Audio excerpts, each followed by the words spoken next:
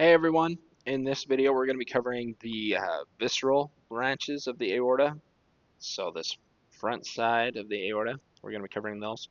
As the video goes on, I might give a couple of extra facts that you're going to want to write in on this page, or just take a mental note to remember them.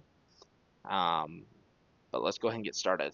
So first things first, let's zoom in up here at the top. The note I wanted to really leave with you here is the duodenum, jejunum, and the ileum. There's three uh, sections of your small intestine. Okay, and first part is 10 inches, comes right off of the stomach. Your jejunum, 8 feet long, comes right after the duodenum, and then your ileum, that is 12 feet long, comes right off the jejunum, and then hooks into your large intestine. So with that, let's start with the numbers here. So here's our heart, because we're supposed to be covering blood flow. My bad. Um, but you have the heart with the aorta. We should know these right here. If you don't, guess we'll have you come back and watch the videos next semester, because you should know these by now. You have your coronary arteries coming out of that ascending aorta. Here's your right marginal. Here's your intraventricular artery on the anterior side. Here's your circumflex artery. Uh, Coming down right here, I didn't color it, of the aorta, we're going to have the abdominal aorta, I guess as you might hear it. Um, but here's number two. That is going to be our celiac trunk. In the embryo, that is your foregut. 2A, that's going to be your spleen. So that comes over here. So you have a branch from that celiac trunk coming into the spleen. You have another branch that supplies blood to the stomach. And then you have another branch that comes up into the liver, which is 2D right here.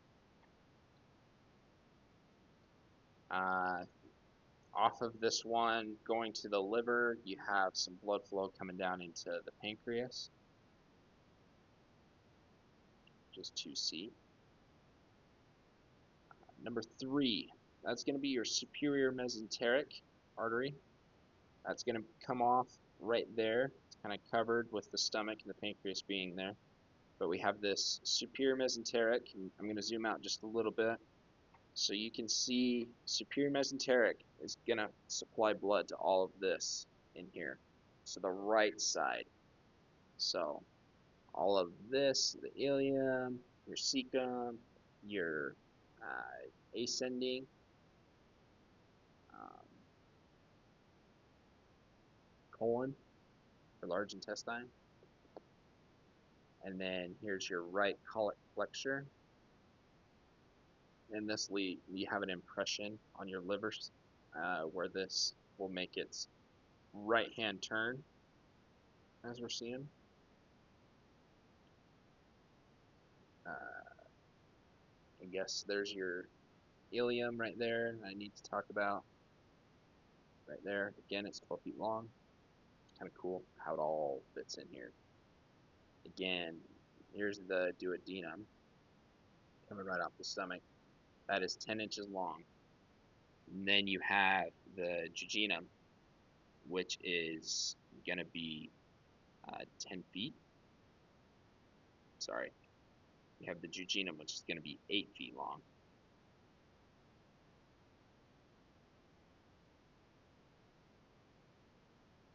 So you have the duodenum, that's going to be 10 inches long, and then you have the jejunum, which is going to be 8 feet long, and then you have the ileum, which is going to be 12 feet long, all fitting within here. Number 4 is another branch coming off the visceral side of the aorta. This is going to be inferior mesenteric, and it's going to be supplying blood to the transverse colon, to that left colic flexure, to the descending colon, to the sigmoid colon, and even right there to the rectum. So, inferior mesenteric, covering all of that. And then that's really it for this video. Not much else that really needs to be labeled. You have your ileocecal valve with your appendix right there, getting its blood flow from the superior mesenteric. Um, your gallbladder is sitting right here underneath the liver, carrying bile to help with those the digestion of those foods. You've got blood flow going to the kidneys that we'll cover in a later video. So yeah, again, this is going to be it for this video.